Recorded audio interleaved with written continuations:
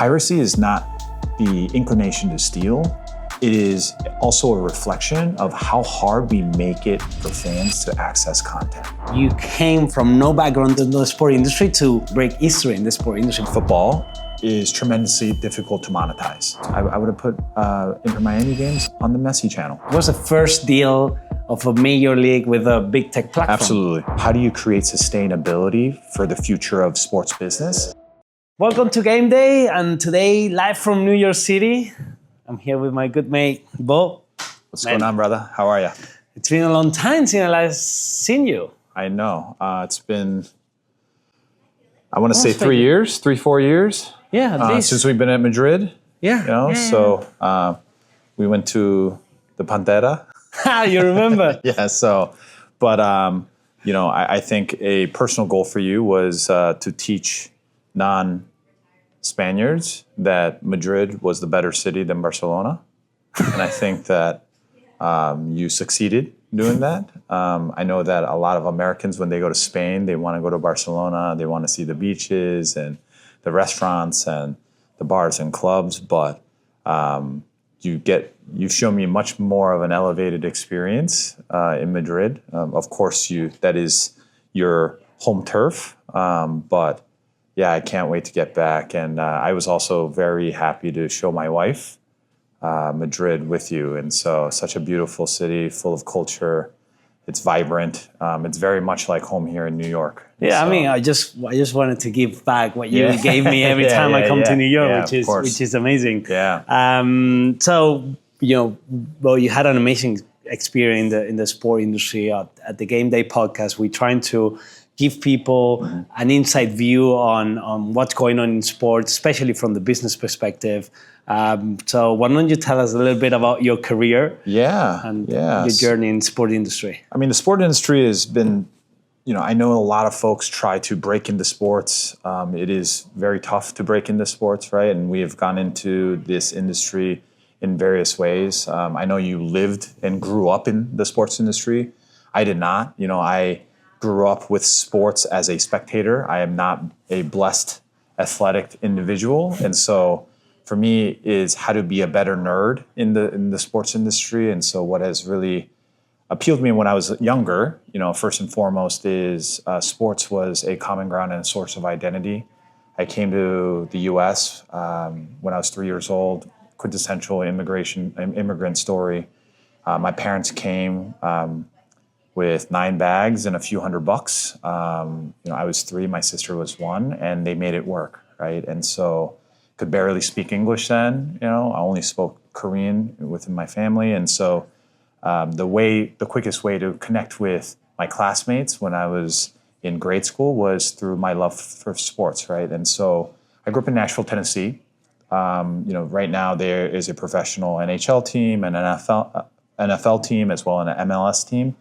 But back then, we didn't have a lot of professional sports out of Nashville. So as any kid in the 90s, I was a big fan of Michael Jordan and the Bulls and their dynasty. And so, you know, again, I enjoyed the game of basketball. But what got me really involved in the game is learning every single stat, you know, that Michael Jordan had. You know, how many shots did he take? How many did he make? You know, what is his plus and minus? So I just became very much a student of the game and the numbers behind it.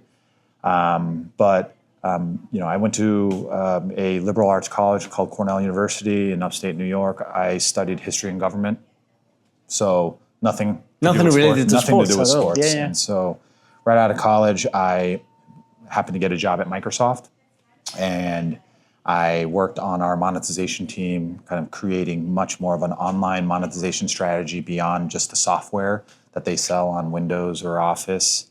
And so one of the coolest projects I worked on is you know, monetizing the platform of Xbox Live. And so when you're playing a video game, there are ads and media opportunities within the games, whether you're playing FIFA, Madden, or an F1 driving game. And so that got me into much more of the technology sector. In 2012, I had the opportunity to join Twitter. Back then, this was a very small company. I think it was, 300-400 people. And there were only, I think, 12 of us here in New York. And so we just ran into our buddy TJ, who was the former head of Twitter Sports. And, I did not work in the sports team like TJ did. I worked in our online services group, sales group, helped grow Twitter globally. And so I think the first time where we crossed paths was helping Twitter grow in Madrid or in Spain, right? You remember, you came, I joined Twitter in 2013. Yeah. And we were at that time, it's incredible. You told me that when you joined, the company was around 400 employees, because when I joined a year later, we were around 2,000 employees. Yeah. We had like explosive that growth. time was exponential growth. Absolutely. And so, I credit my sports career to a man named Anthony Noto. He was our COO back then. He's currently the CEO at SoFi, but he gave me an opportunity saying, hey, do you want to work for me? And I did not know it was in sports. I said yes. And he's like, I didn't tell you what it was about. I was like, doesn't matter. I follow people, right? You really, see certain individuals that move, that work with a specific work ethic, that have a certain passion and drive. And I just wanted to learn from Anthony. And so I decided to work for him, and we worked on Thursday Night Football. Yeah. Where we brought the rights of 10 NFL games on the platform. And, fast forward 9 years, I can honestly say that was probably the first time that was streamed, right? A live game was streamed. I mean, you came from no background to the sport industry to actually break history in the sport industry, because it was the first deal of a major league with a big tech platform. Absolutely. So again, I remember those times were exciting times. Didn't know it was the NFL, right? It was just working with Anthony Noto, and and then quickly after that, we did deals with the NBA and MLB and NHL and FIFA and IOC via NBC, and over the course of 4 years, did over 150 sports rights deals, right? And worked hand in hand with our beloved TJ, who mobilized the sports partnerships group, and it was a fun ride. But one of the insights during my time at Twitter, and you shared these insights as well, is that Twitter quickly became the world's largest sports bar, right? Yeah. When there is a crucial game that's on the line, like let's take the last FIFA World Cup finals, right, where Argentina is about to go into penalty kicks, and everyone is talking, can Messi get the elusive World Cup, right? And if you're watching the game, it is a packed, loud, sports bar that's on Twitter. But if you're not watching the game and you see a tweet about it saying that, this final has got entered into PKs, you're going to feel emotion. And this emotion that the kids call it is FOMO, right? Fear of missing out. And you're then saying, oh my God, where's the nearest TV or sports bar? What channel is it on? And sometimes by the time you figure all that out, PKs are done, right? Yeah. And Messi is, raising the cup. And so, that was one of the key inspirations to leave Twitter and make the brave decision to build something on my own. And I said, you know what? When you're looking at the viewership of live sports, it's just getting older and older, right? Here in the US, the average age that watches the NFL is 48 years old, right? Golf is much older. NBA, a little bit younger, it's like 48, 47, 46, and it's an upward trend. Why? Because you're looking at the next generation, Gen Z, Gen Alpha, even younger millennials. The first devices that they all grew up with are phones, right? And live sports, still to this day, is optimized for television, right? And so what I sought out to kind of build is, how do you optimize live sports, not for television, but for mobile, and connect with the next generation live? And we, of course, if we're passionate about a game and we're not in front of a television, we can stare at our screen for 2 hours. But if not, how do you build a live sports long-form format to make sense on mobile, right? And so a big piece of it was understanding your interests, right, and your preferences. You're a fan of a player, more than a team sometimes, right? Yeah. So understanding preferences to really help you curate, but also discoverability, right? And hitting you at the right moment. So I would send you a notification that says Steph Curry just hit 13 three-pointers in a game. can he break the record and hit his 14th three, right? That is history. And if you're a Steph Curry fan, you're more likely want to go see that live. Why? Because when the moment is gone, it becomes a clip or a highlight on Twitter, right? And so I founded a company called Buzzer, ran and operated that for 4 years, raised a lot of venture capital behind it because sports rights are expensive, as we know. And we had marquee deals with the PGA Tour, NHL, DAZN, NBA, and so forth. And due to market conditions and rising fees of media rights, made the difficult decision to wind down the company. And then we ended up selling the product to another publicly traded company that has not been public yet. But that has been my journey. And my passion has always been, how do you create sustainability for the future of sports business? And it's always been about, how do you engage with the next generation live, right? And how do you make the fan younger? How do you make the game more international and reach more people, right? And so we're constantly doing this right now, but you're seeing this big shift in the marketplace where Bob Iger, the CEO and chairman of Disney, has said on an earnings call, there is going to be more sports content on the ESPN flagship direct D2C than ESPN, the television channel, right? That is a big paradigm shift because ESPN and ABC are networks and are channels on linear broadcast, right? And that is a multi-billion-dollar industry. But they also see the future where the shift is happening, right? And of course, Netflix has accelerated that shift. Amazon has accelerated that shift. Apple has accelerated that shift as well. But also, a big piece of it is no person under the age of 40 has a cable subscription. So that's a good point. So is anyone, our younger fans, going to watch our games live if we only make it available on cable, right? And so I think, look at the NBA deal, for example, right? It went from two partners, Turner and ESPN, and they expanded out a third partnership, right? In a partnership in Amazon, right? And that is a two-pronged decision. One is to make the game more global. It reaches more people via Amazon. And then secondly is that it's a streaming first platform, right? So I always say that we had the lag, and I say we because we shared that journey together.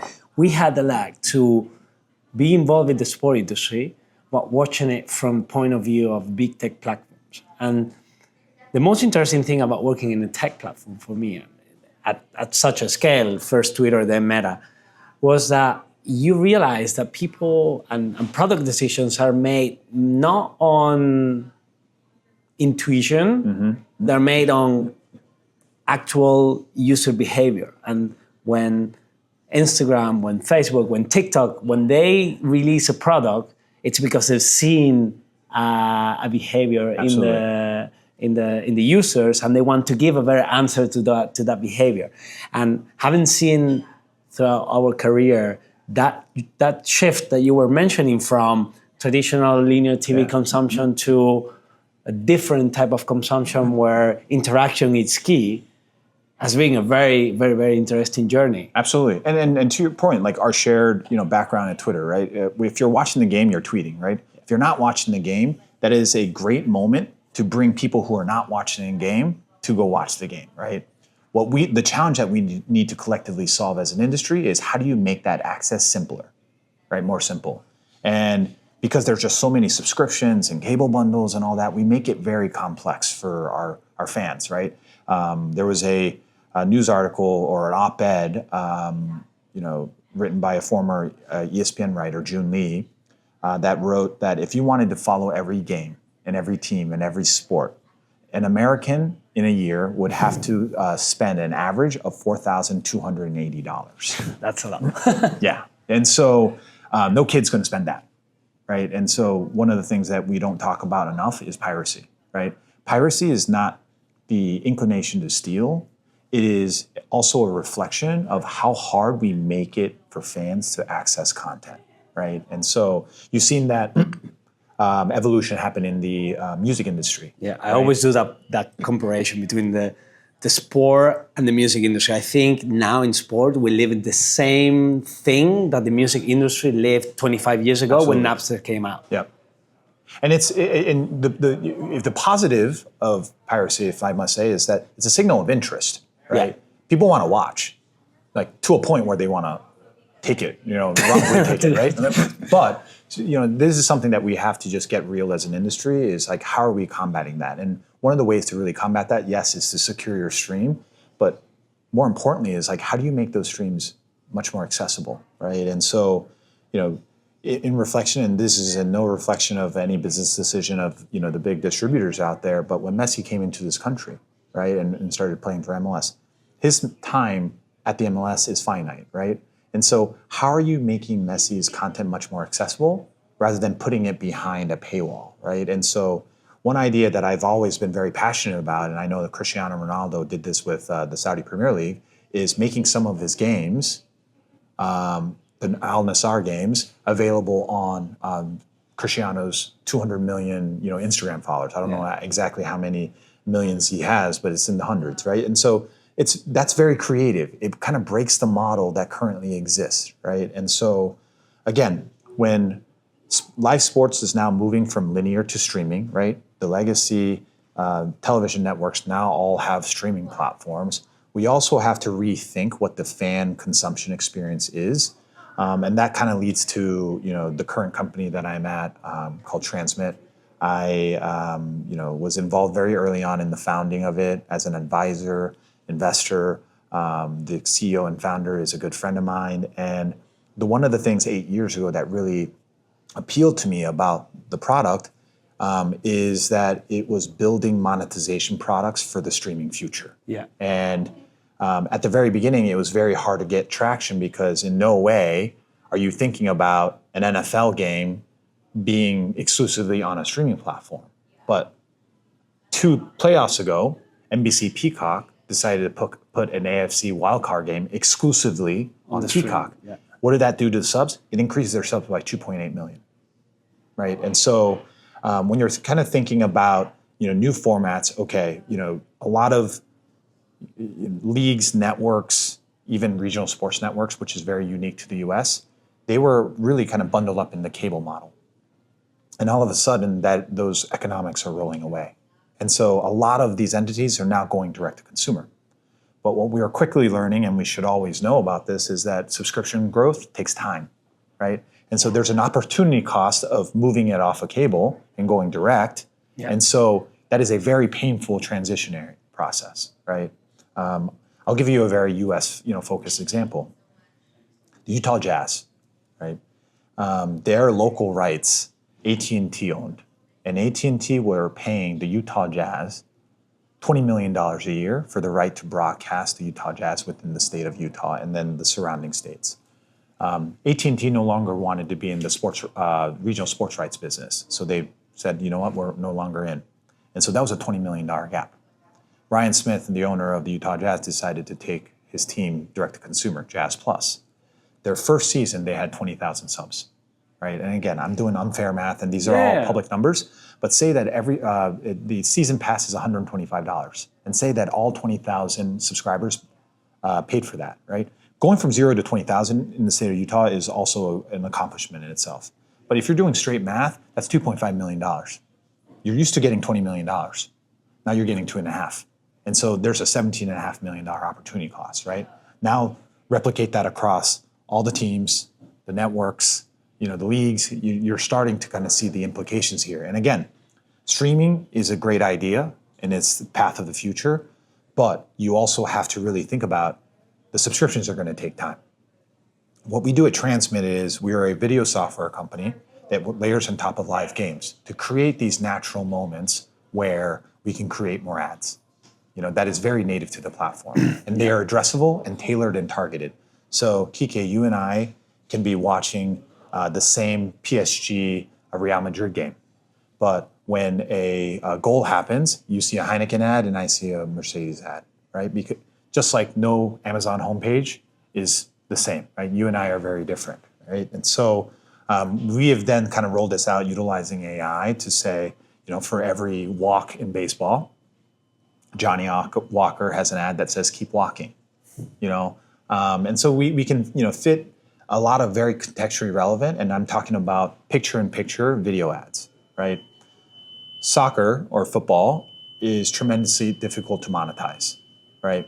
You have pregame, halftime, postgame, right? And so when there's a VAR review or there was a water break because it was so hot in the semifinals of the Club World Cup between PSG and Real Madrid. There was we're doing a water break brought to you by Powerade. That was like on the field, it was announced, right? And I'm kind of thinking, what is the experience that is happening, on television? And more likely than not, that they're going to try to fit in a 30-second spot or a 60-second spot, right? And sometimes it's not perfect, right? But how great would it be if Powerade was sponsoring that water break on the field, that you see a picture-in-picture of, you still see the activity that's happening along on the field, and then you see a Powerade ad. Why? Because you're going to have less tune-in. You're not going to get up and go to the kitchen and grab a bottle of water or go to the bathroom. You're going to stay focused with there. So higher ad recall, better brand effectiveness, right? Advertisers are willing to pay a premium cost for that. It's video, right? It's very contextually relevant. And I think that's the future. And what Transmit has been building for the last 8 years has been building for that streaming first future, because I truly do believe that the television spot model is going to go away. And we're going to see a lot more integrated native ads that are video format, that make sense, that are very tailored to you and I. If you think about all the experience that we have, the entertainment experience that we have in general with the disruption of all big social media platforms, all the content you're consuming is personalized for you. Absolutely. You get a personalized ad experience. You get a personalized feed experience on the content you see. Sports is the only entertainment industry that still has a one-size-fits-all approach. Yeah, absolutely. And I think the best and the biggest opportunity in the industry by far is a personalization of the experience in all the aspects. Yeah, and you can grow the sport that way, right? And women's sports is another big growth segment, and also women's fans, right? It's like, how do you make the experience tailored to more of a women audience, right? Woman audience. And so, again, if my wife and I are watching the same game, but from two different devices, she might see a Sephora ad and I might see a Heineken ad, right? And that is very tailored to her and her experience, and she will have a much more personalized experience. I think creators, and you've intimately worked with a lot of creators in your time at Meta as well as at Twitter, is that creators create that additional context and that experience, personalized experience. And so while my wife may not watch, I'm not trying to out her, while she may not watch an NBA game, she may watch an NBA game with Sue Bird, right? Because she likes Sue Bird, right? Yeah. She may not turn on television and watch an NFL game, but she may watch it with Sue Bird and Diana Taurasi, and those are two WNBA players, but they're world-class athletes that provide their, separate angle into this. And so I think there's a lot of white space and opportunity for personalization, especially in the creator space. And, you're starting to see a lot more of the networks and leagues really kind of embrace that. Yeah. Right? You're seeing that like iShowSpeed, and Kai Cenat are invited to every single draft and NFL and NBA All-Star, because they bring a fresh new audience that's not watching television, that are on their YouTube channels, and hopefully, that audience comes with them because they are, loyal to the creators themselves. And so I think there's a lot of opportunity for growth in really helping to bring that live audience back, because there's nothing more precious of an IP in our industry than live sports rights. And we have to protect that at all costs. And how you protect that at all costs, you have to ensure that the next generation wants to watch that live. Yeah, and in a world where everything is consumed on demand, sports is the only thing that is consumed live by appointment, and it's going to be one of the few or the only entertainment product that is not going to be disrupted by AI, because at the end of the day, what people like about sports is that sense of human achievement. And you're never gonna get that with robots playing football. I cannot imagine a world where people would prefer watching robots playing basketball than actual people playing basketball. Yeah. And as AI become more prominent in the entertainment space, I think the role of sports is going to be more important. Absolutely. And the other side of AI is going to help us be smarter and be much more data-driven and informed about personalization, right? Where you can take Absolutely. different interest graph of an individual and maybe activity off platform based off of who they follow, what tweets or posts that they engage with, right? And then how do you build an interest graph that is purely Kike and purely Bo, and surface and create discoverable moments, in these live moments that's personalized to me and Kike, but also, it's very similar like the curation feature on Netflix of if you like this show, you may like this, right? Or on Spotify, if you like this playlist, you may like this, or this new artist came out, right? And so it ensures greater discoverability where normally you may not tune into a certain event or a certain sport, but you're more likely to because it is personalized to you and it helps you inform the discoverability element of it. We are in a time where, and I say this a lot in a lot of meetings and in a lot of our conversation, we're in a time where it's not anymore the user that looks for the content, it's the content that finds the user. Of and course. That discoverability point, it's key. And I think it's going to be one of the biggest opportunities also, and one of the things that we really need to figure out as an industry. Absolutely. And I know you're in the investment field, so why is the protecting the premium nature of live sports so important? Team valuations, my honest belief is that it needs to be grounded in a solid discipline, math. And up to this point, you see these escalation of valuations. One is driven from scarcity, right?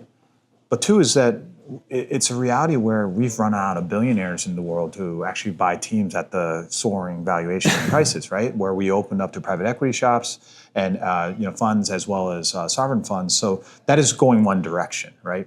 But you also have to question what is causing this increase in valuation, right? And so yes, the NFL, NBA just recently 3x their valuation, right? Or 3x their media rights. And what does that mean for teams? They get 50% of that, and a percentage of that the players get, right? So you're seeing salaries go up, you're seeing team valuations go up. That's all great if media rights valuation keeps going up. But as we started before, the average age that watches television, if that's 48 years old and it's just getting older, that the value of that live media or live sports media asset is going to decline because advertisers are going to be like, why am I marketing to 50-year-olds? I want to market to 20-year-olds, right? And so that's when then you're going to start losing advertiser rev share to clips and highlights on social platforms like TikTok and Instagram and Twitter because those are where the kids are actually consuming the content, right? And so we have to think long and hard about how do you protect the sustainability of live media rights and how do you protect that by ensuring that the next generation engages with it live. And so how do you make the fan younger and the engaged fan younger? And we've seen that with some example outside of the US more heavily with what's happening in France, for example, with the media rights. Yep. I think the French league is one of the first big or major sport properties that is failing in that making the business grow. Absolutely. And we are in a moment of, as you said, of transition. The opportunity cost is very high.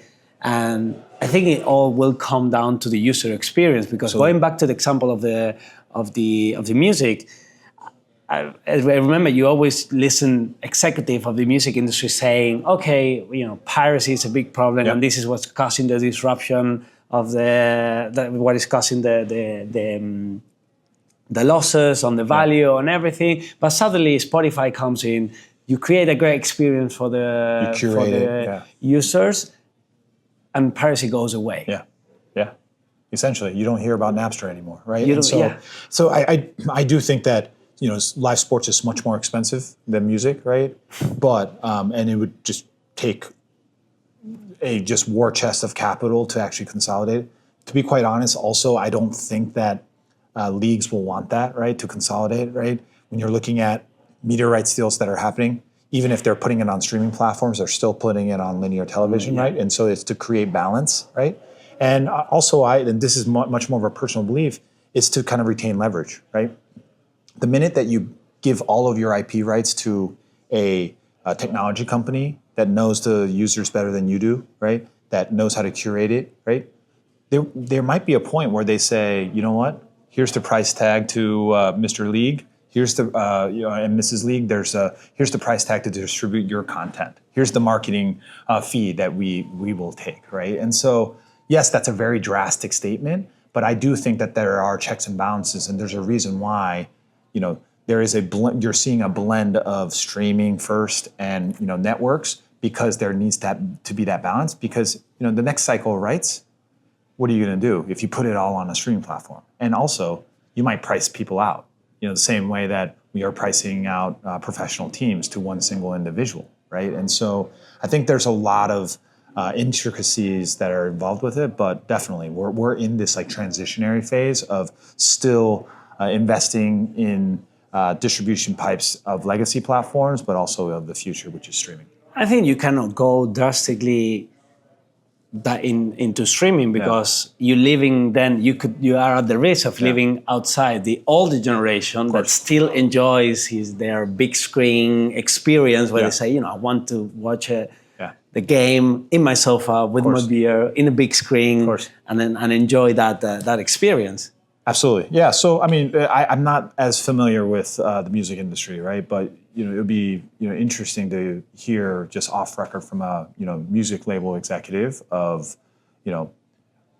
are they negotiating with Spotify, or Spotify saying this is what we will pay you, because they are the biggest distributor of music, right? Yeah. And so the leverage is with Spotify now. The pendulum is the power structure has kind of swung the other way, and so I do think that there is a big case study or example of the music industry that the sports industry is learning from.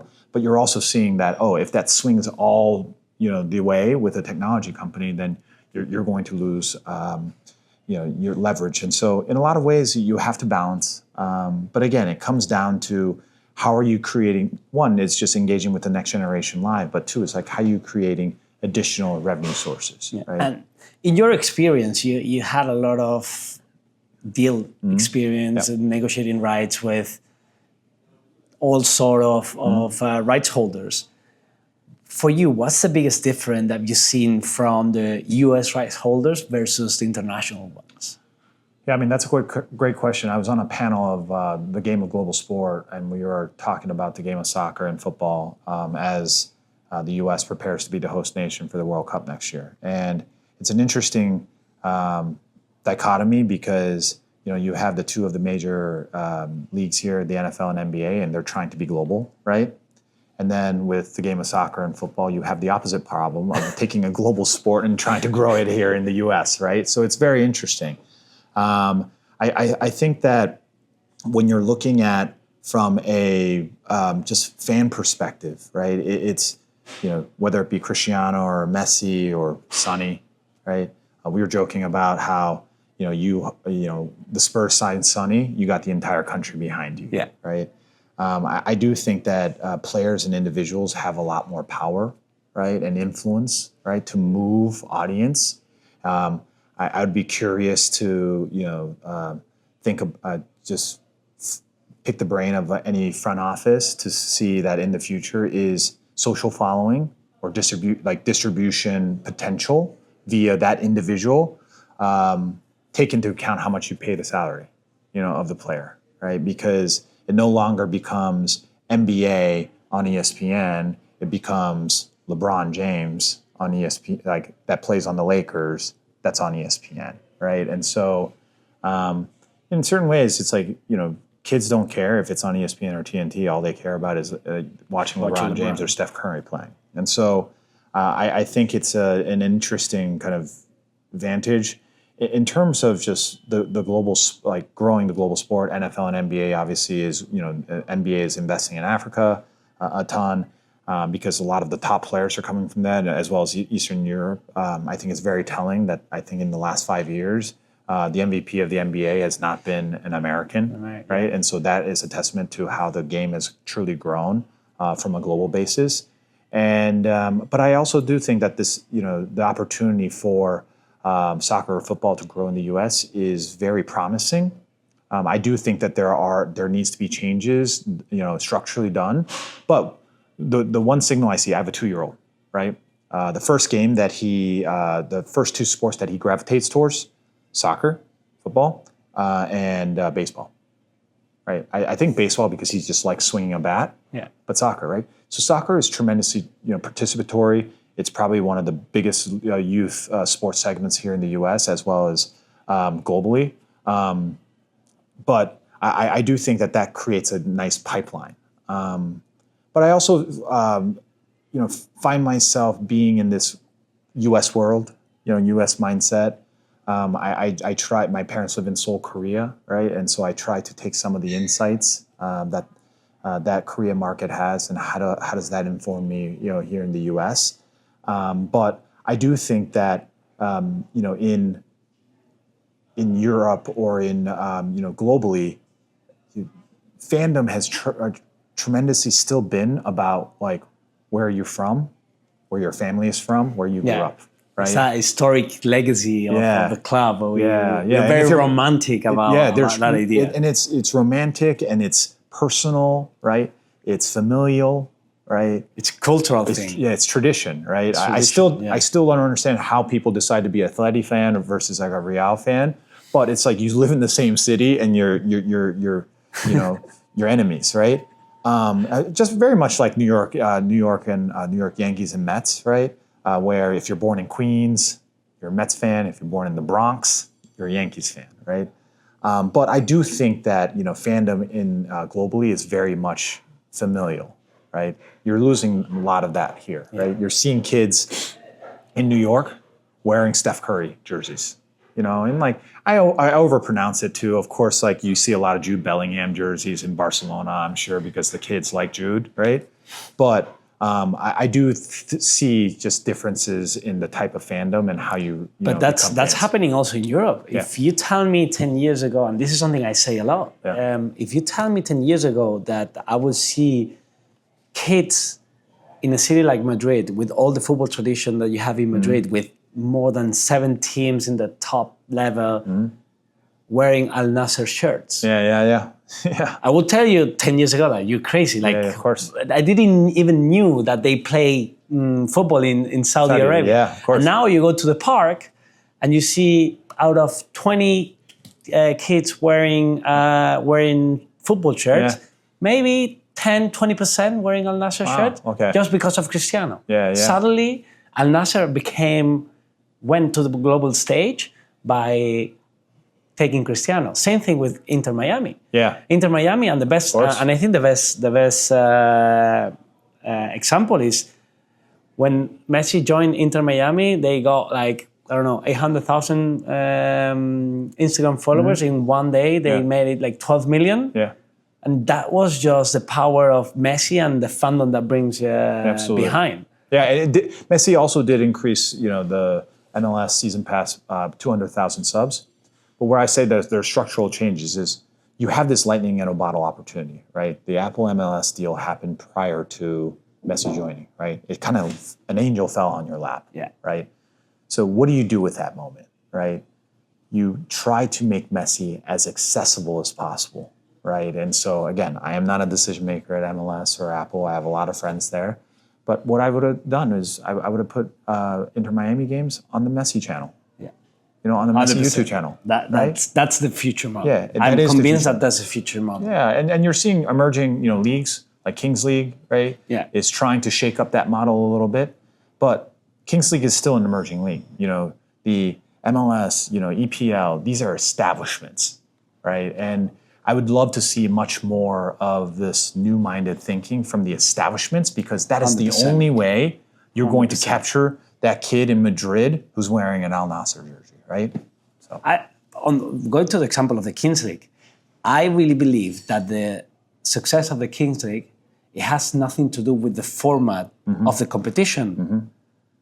So the problem with sports connecting with younger audiences is not a problem of the format of the content or how it is produced. The success of the Kings League comes from the distribution strategy, relying on the creators to distribute the content, connecting, of course, engaging with the it's people. Rethinking the pipes. It's rethinking the pipes, exactly.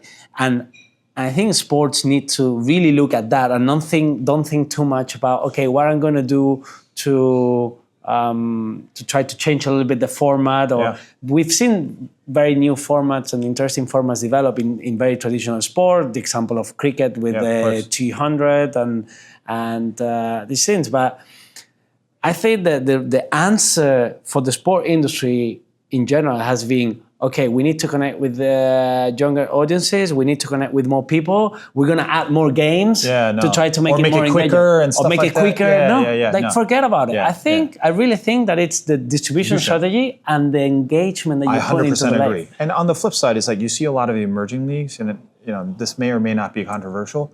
The minute I see an emerging league take a TV deal, the first deal forget about it. I get sad, right? Because yes, I get it, because the TV dollar is rich, right? And you are a startup, right? And so you have to fund your startup and bring revenue. But if you take that TV dollar, right? Here's one example.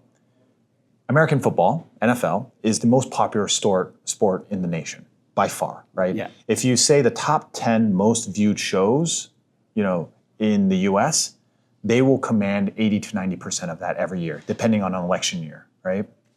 And election years, every 4 years, election nights, some debates will get up there, right? But NFL is American football is the most popular sport in the country. But for how many years have we tried to make spring football happen? XFL, AFL, all the other formats out there. And one of the things that they do is they take TV money. You know what I mean? Because I get it. You want to fill the TV spots in the spring, right? And so people who are yearning for the NFL, and when Super Bowl, happens, it's such a high and there's a low, and so there is this desire to watch more American football, right? But it has not gone well for decades now, right? And so my point of view is, if that doesn't work for the most popular sport in the nation, then how does any other emerging league have a chance to succeed here? And again, I'm saying something very polarizing, but at the same time, it's if you want to have a chance to succeed, right? To your point, yes, the format and new format is you see TGL. Interesting, yeah. You're seeing that with TGL. Yeah, it's but interesting. I think the most important part is distribution. How are you reaching your fans differently and not reusing the old playbook? And guess what? The Giants are struggling with the old playbook, which is the old TV playbook, right? And so I think for any new emerging league, you have to rethink, okay, how do we think about distribution? And it can't just be like, we're going to throw a few creators in, make the game shorter, right? No. It's going to be about, how are we marketing this? How are we connecting with fans live? And how are we getting much more active involvement in it? And I think it always comes down to the pipes, to the distribution, right? And it's with any construction, right? If you have to repipe things, it's the most expensive task in a house, right? But you know what? We're in this period where we have to redo the pipes, and I'm not saying destroy the pipes, Just say, redo them. Yeah, you got to redo them. And this is something that applies to emerging leagues, but I think also to women's sports. Women's sports, yep. Yeah. Because one thing that I've seen in women's sport, and I see it especially in women's football in Europe, is that they're following exactly the same playbook that the men's game followed. Absolutely. It took the Premier League 25 years or 30 years to build the audience they have today. Yeah. And now the female Super League, it's doing exactly the same, taking a lot of time. It's So I mean, first and foremost is that my wife and I are expecting a daughter in September 16th. Oh, nice. And so super excited about being a girl dad. And the reason why I say that is that this sentiment is very personal to me. Like, I want her to grow up in a sport with equitable pay, with equal airtime, and equal revenue, right? And the business has to work, right? And so we need to set up a framework to allow women's sports to succeed, right? More often than not, what you see right now is that they don't get good day parts. Yeah.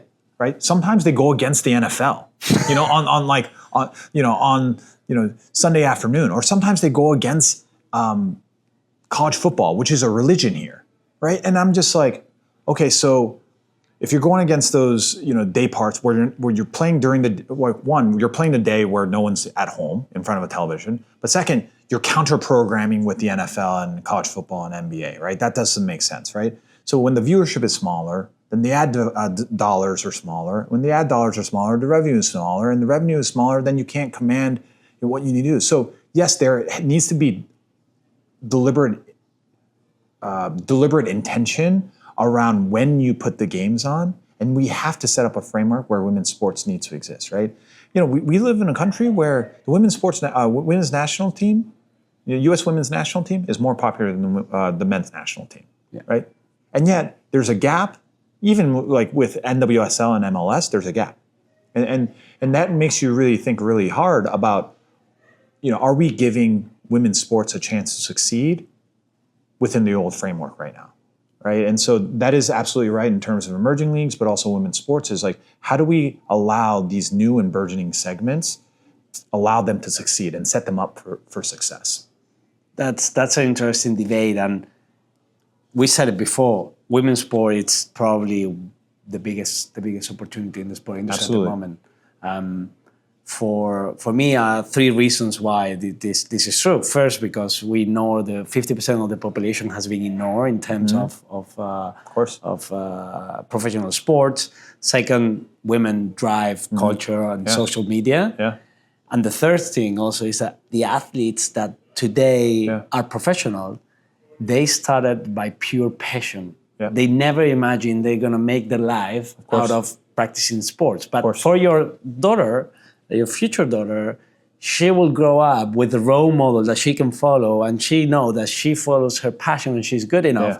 She will make her living out of basketball or football or whatever sport she practices. Yeah, absolutely. I mean, the added dimension of it, and this is a little bit more of a personal, it is all of a sudden, not all of a sudden, but in the last few years, it's like cool being Korean. I talked about moving to this country when I was 3 years old and growing up in grade school. They're like, what kind of Asian are you? It's a little bit ignorant, but this is like the 80s and 90s in the South. And they're like, what kind of Asian are you? I'm like, I'm Korean. And they're like, there's either Chinese or Japanese. And I just go, no, I'm neither. I'm Korean, But like, I'm in the middle. Actually, we are in the middle of China and Japan. But the reason why I bring this up is that, I am proud to live in a world now or in a country now where like being Korean is cool. Korea, like a Korean film won Best Picture. That has subtitles in the Oscars, right? K-pop is a major segment on Spotify and in the music industry. Squid Games 3 just came out, right? It's the top 1 streamed show on Netflix right now, right? So I call this the Korean Renaissance. So my daughter and my son have been born in a wonderful time. But beyond that, right, is that I want my son, I took my son to a Gotham FC game. Carolyn Tisch, who's the owner of Gotham FC, is a very progressive, very creative and innovative thinker. And she invited my family and I to come to an NWSL game, right? And the experience was amazing. It's very family friendly. And to my son, it was not like, is this male or female or men's soccer or female soccer? He was like, this is amazing athletic feat on a field. Yeah. And that's how pure children are, born with, right? And he was just as excited at being at a Gotham FC game as he was at a PSG Real Madrid semifinals of the Club World Cup, which I took him 2 days ago, right? And for me, I'm just so proud of that, right? Because I've kind of, surrounded himself in an environment where he celebrates excellence, right? And, look at the marathon, New York City Marathon, my favorite part of the year. It's in the fall. Everyone is out in the streets just cheering people, right?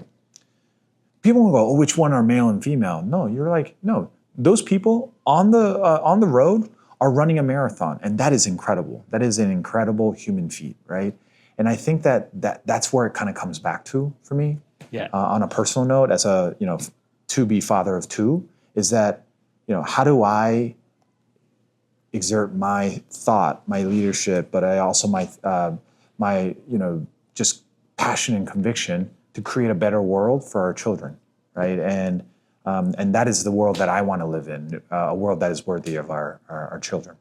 I think as a generation, we have a double responsibility with the future generation.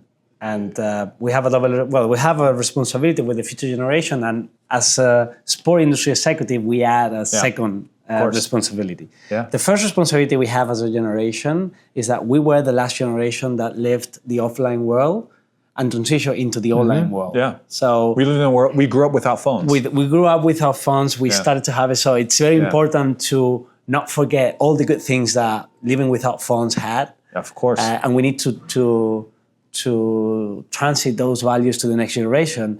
And the responsibility we have as executives in the sport industry is to transfer that excitement and values of sports and action to the next generation. Absolutely. Because as you said before, we are in a moment where we're risking not connecting with the next generation, and it's not anymore a matter of business, which, okay, it's good. But at the end, there's an underlying, more important mission there, that it's transferring the value of sports to the next generation. Absolutely, as well. Absolutely. And also, we all grew up with passion of sport, right, and a sense of belonging. I started this, conversation of why did I like sports? Because that created a sense of identity of a Korean boy that grew up in the South, that knew more about Michael Jordan and the Chicago Bulls better than anyone, right? And that created a source of not only passion and identity, but also connectivity with my classmates who looked nothing like me, right? And I think that is the beautiful thing about sports, right? Sports has this incredible way of unifying, right? When you're seeing social movements happen, they are also translated on the field, right? Where you see Vinny Jr. really, get tormented and also harassed and wrongfully, hated on, right? Because of the color of his skin. And what does the industry and the sports industry do? We rally behind him, right? Yeah. We call out racism, right? We call out hate, right? And sport has an immense tool to bring people together, to create justice. A lot of the social justice movements that we saw on Twitter, right? We saw them on the pitch, right? And on the court. And so I do think that is the essence of why we love sports. Like, while we talk about it, we get goosebumps, right? Yeah. Because that's why we are here. That's why we love it.